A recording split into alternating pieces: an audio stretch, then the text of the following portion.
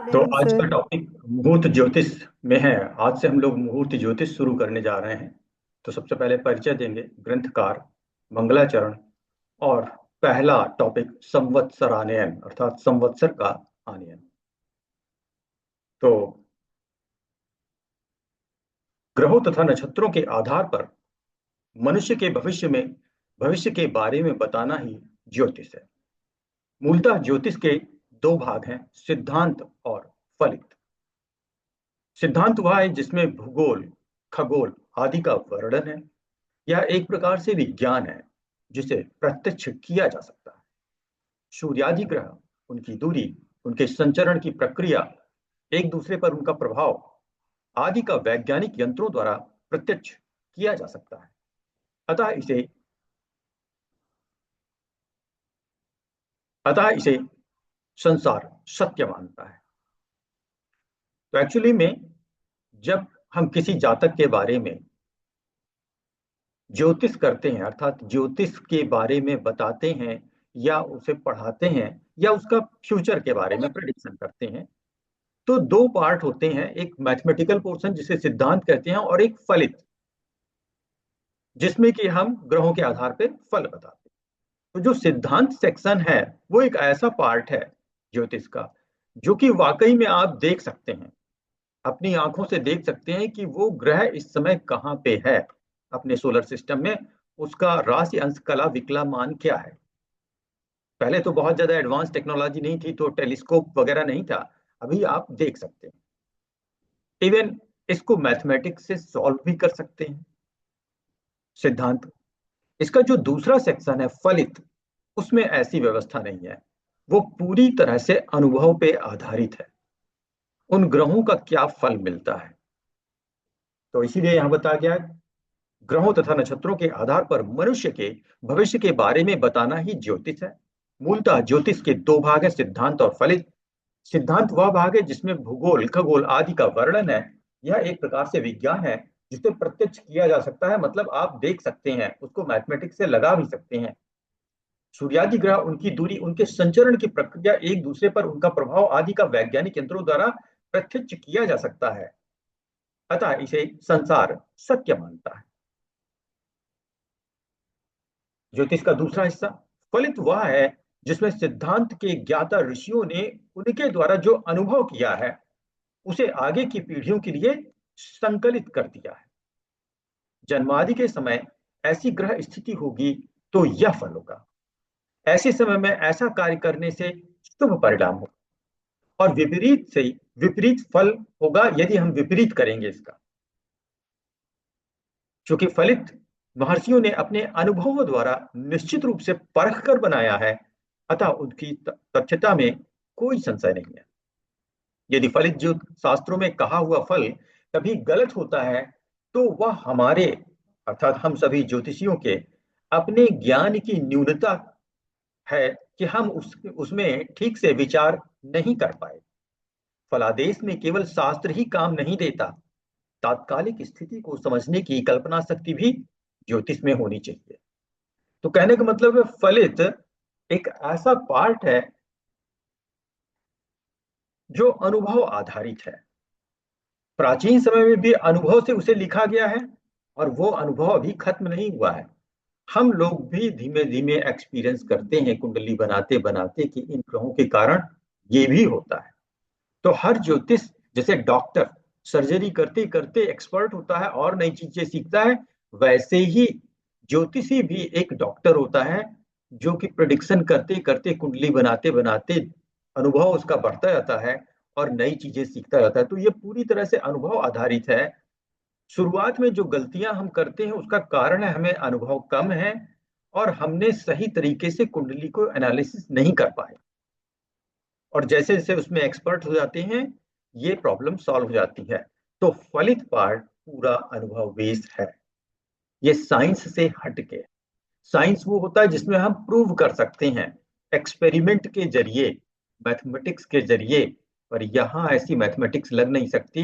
ये ग्रहों और ग्रहों के कॉम्बिनेशन से बनने वाले इफेक्ट हैं, उनके रिजल्ट हैं जो कि आपको भविष्य में मिलते हैं। कुछ चीजें ऐसी भी हैं जो ज्योतिष की कल्पना शक्ति में होना चाहिए वहां की परिस्थिति देख के। अब जैसे हम लोग अष्टकूट अर्थात विवाह का मिलान करते हैं, 8 गुणों का मिलान करते हैं 36 गुणों का। यहाँ पे जो स्थिति बनती है, अगर उसमें थोड़ा बहुत कमी भी है तो हम कहते हैं शादी चल जाएगी। पाश्चात्य देशों में अगर वही ज्योतिष जाके प्रेडिक्शन करेगा उन छोटी छोटी कमियों से, तो उसे ये नहीं कहना चाहिए कि ये चल जाएगी। वहां तो ट्रेडिशन है, ज्यादातर डाइवोर्स ही होते हैं। तो अगर थोड़ा भी कमी हुई तो उनमें बिल्कुल भी बर्दाश्त करने की क्षमता नहीं होती है कपल्स में, और वो डाइवोर्स की तरफ जाते हैं।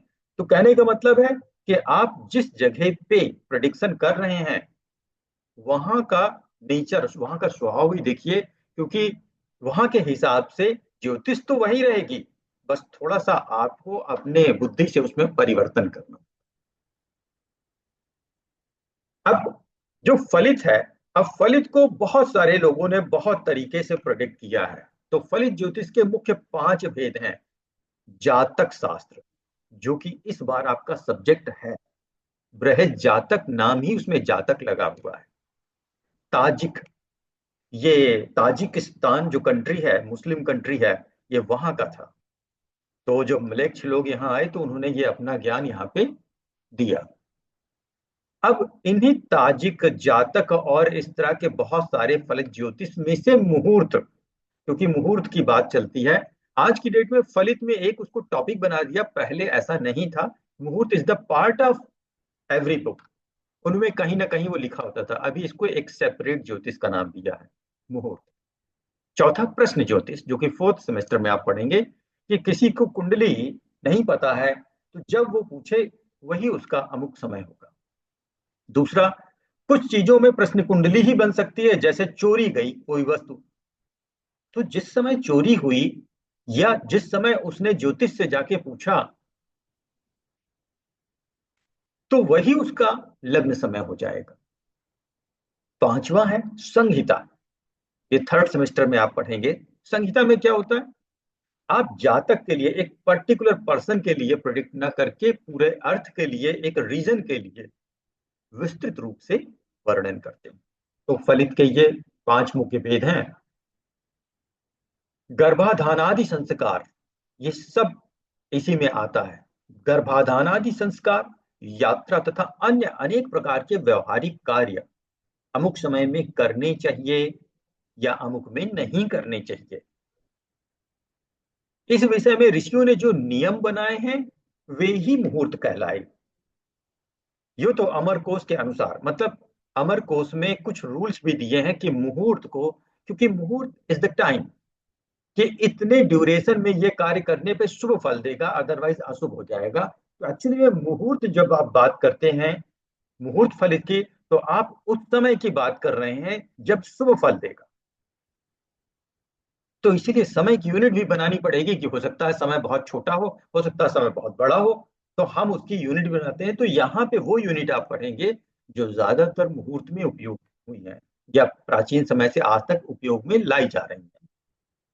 तो अमर कोश के अनुसार 18 निमेष अर्थात 18 बार पलक झपकने को एक कास्ट कहते हैं। 30 काष्ठों की एक कला होती है। 30 कलाओं का एक क्षण होता है। 12 क्षणों का एक मुहूर्त होता है। अब एक दिन रात अर्थात एक अहोरात्र में 24 घंटे, उन्हीं को 60 घटी भी कहते हैं, और इसमें 30 मुहूर्त होते हैं। क्यों? क्योंकि आपको पता है एक मुहूर्त बराबर 2 घटी।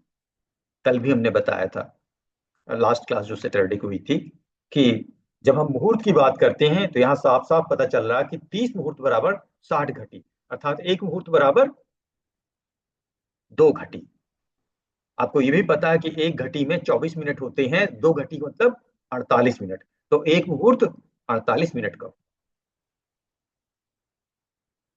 परंतु यहाँ जिस शब्द पर विचार किया जा रहा है वह मुहूर्त शब्द विशेष लौकिक व्यवहारों एवं ऋषियों द्वारा निर्दिष्ट नियमों के लिए एक प्रकार से जरूरी सा हो गया है। जैसे अमुक काम के लिए मुहूर्त निकालना, जैसे विवाह के लिए कुछ ग्रह, जैसे हमने बताया था, अगर थोड़ी दूरी पे पूर्वा फाल्गुनी पड़ रहा है तो विवाह को टाल के वहां तक शिफ्ट कर देना, और पूर्वा फाल्गुनी नक्षत्र के टाइम पे ही विवाह हो तो सबसे अच्छा माना जाता है। क्योंकि वो विवाह के लिए स्पेशली अच्छा है, जबकि पूर्व फाल्गुनी नक्षत्र में अन्य शुभ कार्य, यज्ञ कार्य वर्जित है, लेकिन विवाह के लिए बहुत शुभ है। तो इसलिए कहा गया कि अमुक काम के लिए अमुक मुहूर्त निकालना। तो हर कार्य के लिए मुहूर्त है, इसीलिए एक मुहूर्त का साहित्य बना, एक पूरा ज्योतिष की शाखा बनी। मुहूर्त की शुभा शुभता का बीज, इसका बीज मतलब शुरुआत कैसे हुई मुहूर्त की। तिथियों, नक्षत्रों, वारों आदि के नाम, उनके देवता या स्वामी, उनका स्वरूप, उनकी चर स्थिति, उनका चर या स्थिर या नंदा भद्रा आदि संज्ञाओं के आधार पर उनके स्वरूप के अनुकूल भिन्न भिन्न कर्मों की शुभा शुभता की कल्पना ही मुहूर्त की शुभता या अशुभता का बीज है। अर्थात जितनी चीजें आपने ज्योतिष में पढ़ी है, तिथि, नक्षत्र, वार, अब तिथियों में नंदा भद्रा, ये उनकी वैरायटी अलग अलग आपने पढ़ी है। लग्न भी आपने पढ़ी है कि 1 4 7 10 चर हो गई, 2 5 8 11 स्थिर हो गई, 3 6 9 12 द्विस्वभाव हो गई। तो इन सब के आधार पर आपके शुभ अशुभ मुहूर्त भी अलग अलग बनती, और यही इसका बीज अर्थात शुरुआत होती है कि हम कैसे डिसाइड करें कि इस पल पे कैसा मुहूर्त। तो जैसे चर संज्ञक नक्षत्र में स्थिर कार्य करना या स्थिर संज्ञक में चर कार्य करना शुभ नहीं होता। विवाह में वर वधु की परस्पर एक नाड़ी वैर योनि आदि मेलापक में शुभ नहीं माने जाते, एक नाड़ी नहीं होना चाहिए। और अगर ऐसा हुआ तो संतान में कुछ डिसऑर्डर आ जाएगा, ऐसा माना जाता है। और माना जाता है क्या, मतलब ये सच भी देखा गया है। योनि एक नहीं होनी चाहिए, योनि वैर योनि, मतलब योनि तो एक हो सकती है, पर दो ग्रुप नक्षत्रों के नाम दिए गए हैं, हम पढ़ाएंगे कल, इसका शुरुआत होगा विवाह प्रकरण का। तो हम इसमें बताएंगे कि कौन कौन से नक्षत्र एक दूसरे के दुश्मन है। जैसे नेवला और सांप एक दूसरे में दुश्मन है, उसी तरह से नक्षत्र होते हैं, एक नक्षत्र को नेवला दूसरे को सांप कहते हैं। अगर इस नक्षत्रों के वर वधु होंगे तो वैर योनि हो गया, तो वो एक दूसरे को क्या करेंगे, मार ही तो देंगे। इसीलिए दुर्घटनाएं आप देख रहे हैं आजकल बहुत हो रही हैं, वैर योनि, क्योंकि अब तो लोग मिलाते नहीं। ये मेलापक को तो सोचते हैं कि शादी नहीं मिल रही, चलो नाम बदल के मिला लेते हैं, अभी भी नहीं मिल पाया, चलो तीसरा नाम लेते हैं, चौथा ले लेते हैं, मजाक बना लिया। जबकि सिर्फ मिलाने का सच बताएं तो एक ही तरीका होता है, और वो है नक्षत्र। और इससे मजाक नहीं करना चाहिए। जो लोग चलते हुए नाम से मिलाते हैं वो सर एकदम से गलत है। आपका जो नक्षत्र नाम है, और सबसे अच्छा तो होगा कि आप नक्षत्र अपना बता दें कि चंद्र नक्षत्र क्या है। लग्न नक्षत्र की हम बात नहीं कर रहे हैं, ये मांगलिक कार्यों के लिए चंद्र नक्षत्र चलता है, तो उससे मिलान ही शुभ होता है। तो आदि वैर योनि आदि मिलापक में शुभ नहीं माने जाते। मुहूर्तों का लौकिक व्यवहारों के साथ यह अत्यंत निकट का संबंध कब से चला आ रहा, और ये बहुत ही प्राचीन है। शुरू से ही लोग शादी विवाह जैसे कामों के लिए शादी का मिलान अति आवश्यक समझते थे, करवाते थे, वो भी सही तरीके से। यह कहा नहीं जा सकता, क्योंकि केवल भारतीय ज्योतिष में ही नहीं, अपितु प्रायः सभी धर्मों, संप्रदायों और देशों में किसी न किसी रूप में इन्हें मान्यता प्राप्त है। हमारे यहाँ ज्योतिष ये चलती है, वैदिक ज्योतिष। पाश्चात्य देशों में अंक ज्योतिष चलती, तो वहां पे भी मिलान होता है अंकों के जरिए। अभी हमने बताया मुस्लिम कंट्रीज में ताजिक चलती, तो वो लोग अपनी ताजिक सिद्धांत से मिलान करते हैं, तभी शादी करते हैं। इस तरह से मुहूर्त शब्द बना और उस पर आधारित ग्रंथ बना। तो मुहूर्त ग्रंथ का थोड़ा परिचय। ऐसा प्रतीत होता है कि प्रारंभ में संगीता ग्रंथों में ही मुहूर्त भी दिए जाते थे। जब बड़े पैमाने पे आप प्रिडिक्शन करते थे तो उन्हें हम संगीता ग्रंथ कहते हैं, और उसी में मुहूर्त दिए होते थे। क्योंकि मुहूर्त जब बताते हैं हम, तो वो तो पूरे समाज के लिए होता है। जैसे शादियां अभी शुरू हो जाएंगी, तो वो तो पूरे समाज के लिए शादियां शुरू हो जाएंगी ना। और शादियां जब खड़मास लगा तो बंद हो गई, तो पूरे समाज के लिए। इसीलिए संहिता ग्रंथों में ही मुहूर्त भी दिया होता था। प्राचीन जितने भी ग्रंथ मिलते हैं उनमें मुहूर्त शब्द नहीं लगा है, मतलब अलग से नहीं लगा है, संहिता में ही मुहूर्त जोड़ दिया गया है। किंतु बाद में केवल मुहूर्तों को लेकर ही ग्रंथ लिखे जाने लगे, और उसका कारण है, अब वास्तु के हिसाब से भी लोग मुहूर्त जानना चाहते हैं, क्योंकि बहुत मुश्किल से एक ही बार घर बनता है, तो उसमें कोई रिस्क नहीं लेना चाहता, तो सही मुहूर्त में वास्तु हो। तो धीरे धीरे करके हर काम के लिए मुहूर्त की जरूरत पड़ने लगी, और ये अच्छा भी है। और इसलिए मुहूर्त सब्जेक्ट बन गया, ग्रंथ बन गया। और ये अभी का नहीं है, ये 500 साल पहले ही बन गया था। इनमें संभवतः केशव का मुहूर्त तत्व सबसे प्राचीन है। इसके बाद नारायण का मुहूर्त मार्तंड पर्याप्त प्रसिद्धि पा चुका है। इस पर स्वयं ग्रंथकार ने टीका लिखी है, जिन्होंने ये मुहूर्त गणपति जो हम लोग पढ़ने जा रहे हैं, जो इसके ग्रंथकार हैं, उन्होंने मुहूर्त मार्तंड पे अपनी टीका दी है। रामदैविक का मुहूर्त चिंतामणि इस विषय का अत्यंत प्रामाणिक और विख्यात ग्रंथ है। इसी क्रम में गणपति रावल का मुहूर्त गणपति ग्रंथ भी आता है, जो संप्रति हिंदी अनुवाद सहित आपके समक्ष यहाँ पे उसी का हम डिटेल आपको बताएं। तो ये याद रखिए, गणपति रावत रावल इसके राइटर हैं, ग्रंथकार हैं। और मुहूर्त गणपति आपका इस सिलेबस का सबसे टॉप लेवल बुक लिखी हुई है आपके सिलेबस में। ग्रंथकार का परिचय। मुहूर्त गणपति के रचयिता गणपति रावल हैं। ये गुजरात के भारद्वाज गोत्रीय ब्राह्मण थे, जिन्हें रावल कहा जाता था। इनके पिता हरिशंकर अग्निहोत्री थे, जो काशी निवासी थे। इस ग्रंथ में कुल 22 प्रकरण हैं। 1 से 6 प्रकरण तक हम इस ग्रंथ का संज्ञा अध्याय कह सकते हैं, क्योंकि इनमें संवत्सर तिथि वार नक्षत्र योग्यकरण वे सब संज्ञाएं दी गई हैं जिनका मुहूर्तों में उपयोग होता है।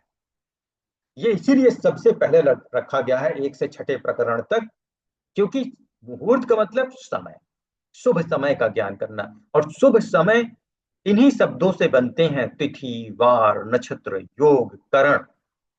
ये पंचांग के वो 5 तत्व हैं जो समय को डिफाइन करते हैं। इसीलिए ये सबसे पहले दिया गया है। 1 से 6 प्रकरण तक यही चलेगा। फिर 7 से 10 तक के प्रकरणों में ग्रंथ का व्यवहाराध्याय कहा जा सकता है।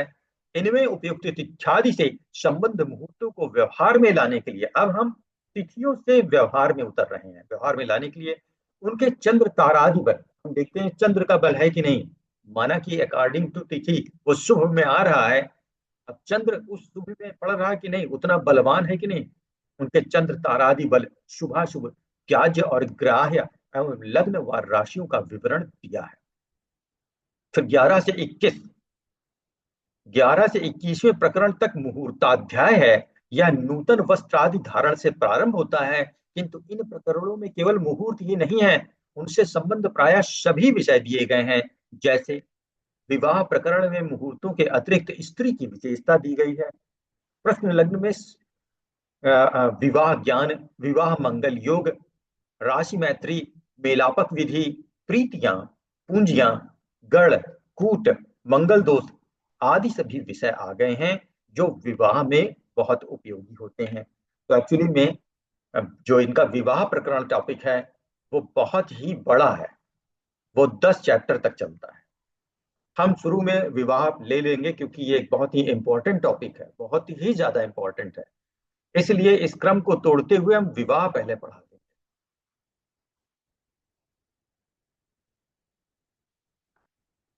अब इसमें जो सबसे पहला परिचय के अलावा हम चाहते हैं कि आज ये एक चैप्टर शुरू हो जाए, तो पहला टॉपिक है संवत्सरादि प्रकरणम, और मंगलाचरण से इसकी शुरुआत है। श्रीमत्या कल्पवल्यव हेमवत्या निरत्य जैतलिंगिता कल्पद्रुमा सतफलदः शिवा। अर्थात जिस प्रकार कल्पलता से परिवेष्टित कल्प वृक्ष शुभ फलदायी होता है, उसी प्रकार श्रीमती हेमवती, हेमवती यहाँ पे पार्वती है, द्वारा आलिंगित अविनाशी श्री शिव जी शुभ फल देने वाले हुए, अर्थात उनकी जय हो। आप अपनी पसंद का कोई भी श्लोक लिख सकते हैं किसी भी ग्रंथ की शुरुआत में। मंगलाचरण कभी कभी एग्जाम में भी पूछा जाता है। आप शिव की आराधक हो, या जैसे सिद्धांत शिरोमणि में सूर्य की पूजा करके सिद्धांत की शुरुआत की गई थी। बहुत सारी बुक में अलग अलग है, गौरी की भी पूजा की जाती है। या अपनी, आपको जो श्लोक आता हो आप लिख सकते हैं, उसका मतलब लिख सकते हैं, सभी सही है मंगलाचरण में। किसी भी देवी देवता का वर्णन करके श्लोक लिख के आप अर्थ लिख सकते हैं, पूरे नंबर मिल जाएंगे। कोई अगर कहता है कि मंगलाचरण अगर मुहूर्त की क्वेश्चन पेपर में आया है तो मुहूर्त की किताब में जो पहला श्लोक लिखा है वही सही होगा, तो वो गलत बात है। क्योंकि मुहूर्त की दसियों किताब छप चुकी हैं, हर किताब में अलग श्लोक है मंगलाचरण का, तो फिर हम कैसे कर सकते हैं? मान लीजिए आपने दूसरी खरीदी, हमने दूसरी खरीदी, इसीलिए हम कह रहे हैं ये दिमाग से बिल्कुल निकाल दीजिए कि मंगलाचरण का यही श्लोक करना। जो भी आपको आता है वो आप कर सकते हैं, कुछ नहीं आता है तो गायत्री मंत्र लिख सकते हैं, क्योंकि सूर्य के उपासक तो सभी हैं। सूर्य पूजा करके तो पूरी सिद्धांत शिरोमणि लिख दी गई, तो आप अपनी मर्जी से भी कर सकते हैं। तो अथ संवत्सरानयन शक काला पृथक संस्थो द्विसत्या हतस्तया भूनंदा दुथ द्वाब्दी युग भक्तों बाण बाण मतलब पांच शैल सात गजेंदु भी लब्ध युगा वृता सस्या शेषे स्युर्गतावस्त्रा बृहस्पत्येन मानेन प्रभवाद्या प्रमादमी। तो नवीन संवत जानने की रीति क्या है, क्या तरीका है?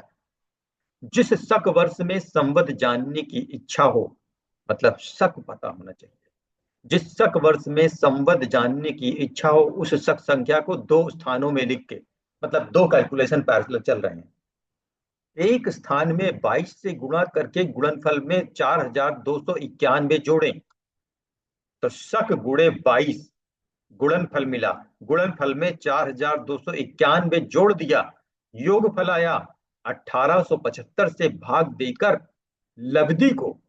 अब जब 1875 से भाग दिया तो जो आपको लब्धि मिली, लब्धि को द्वितीय स्थान में स्थापित संघ संख्या में युत अर्थात जोड़ दें। तो दूसरी जगह जो शक रखा है उसमें उस लब्धि को जोड़ दें। अब जोड़ने के बाद जो फिर योगफल मिला उसमें 60 का भाग देने से जो शेष बचे उसमें एक जोड़ने पर संख्या तुल्य प्रभवादि संवत गुरुमान से होता है, वो आपको संवत मिल जाएगा। संवत गुरुमान से होता है क्योंकि ये गुरु जब धनिष्ठा में आता है वहां से शुरुआत होती है ना, इसीलिए गुरुमान से होता है। अब यहाँ पे 60 संवतों के नाम बताए गए हैं। प्रभव विभव शुक्ल प्रमोद प्रजापति अंधीरा श्रीमुख युवा बाता ईश्वर, ये ढेर सारे हैं, ये आप देख सकते हैं यहाँ पे, इसमें आप कॉपी करके नोट कर लें तो बेटर होगा। तो ये क्रम से 60 है और 60, ये क्रम से 60 संवत्सर हैं होते हैं, और ये मनीषियों के नाम के तुल्य हैं। इनके फल वर्णित किए गए हैं आने वाले चैप्टर में। इस तरह से याद करना थोड़ा मुश्किल होता है, इसलिए साथ में टेबल लगी है। ये टेबल आपको याद होगी, थोड़ा सा परिवर्तन हमने किया है। ये टेबल अभी अभी आपने वेदांग में पढ़ी है, तो वेदांग और मुहूर्त में ज्यादा डिफरेंस नहीं है। वेदांत की बहुत सारी चीजें कॉपी हैं मुहूर्त में, क्योंकि मुहूर्त के राइटर जब 500 साल पहले लिख रहे थे तो ये तो वेदांत 3500 साल पुराना है, तो उसका अनुसरण उन्होंने किया है। इसीलिए संवत्सर परिवत्सर इरावत्सर अनुवत्सर ईदवत्सर एज इट इज चलेगा। और उनके गॉड मतलब उनके देवता भी हमने यहाँ पे इसमें लिख दिया है।